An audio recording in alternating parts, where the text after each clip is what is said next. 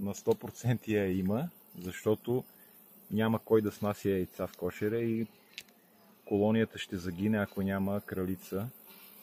Снася по 2000 яйца на денонощие.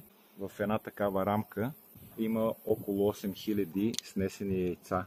Да я потърсим. В момента свитата я храни. Ето, в този момент я хранят. Ето как и подава с хоботчето храна. Ето я. Майката си има свита от 10 до 15 пчели, които постоянно се сменят.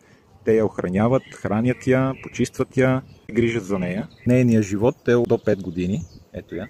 Всъщност тя живее най-дълго в кошера. Тя живее най-дълго в кошера, иначе пчелите се сменят на 40 дни. Се обновяват, постоянно се излюпват нови, старите умират и новите вземат техните места. И как я разпознават всъщност в кошера? Разпознавате чрез феромоните, които тя излъчва. Нейната работа е само да снася яйца.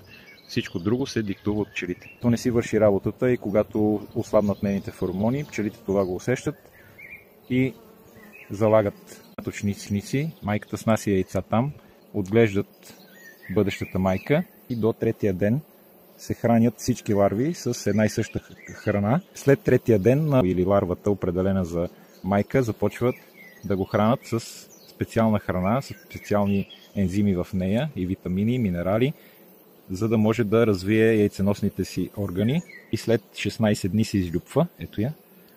На практика майката се храни по различен начин, за да се роди кралица. Точно така, да. Пак се скри. Това е инстинкт за самосъхранение, защото без нея кошера няма да оцелее.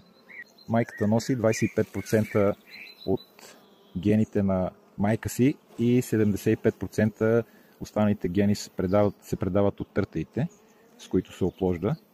А как избира кой търтей да я оплоди? При оплождането майката излита от кошера и се наблюдавани са процеси до 5 км височина. Майката се опложда и който търтей успее да се издигне на тази височина, значи е достатъчно силен и достатъчно здрав, за да бъде поколението здраво и многобройно. Пложи се само в тихо и слънчево време. Надявам се да съм отговорил изчерпателно на въпроса на акушерка Радост. Ако ви е харесало видеото, харесайте го и го споделете, за да достигне до повече хора и да могат повече хора да се запознаят с тези уникални същества.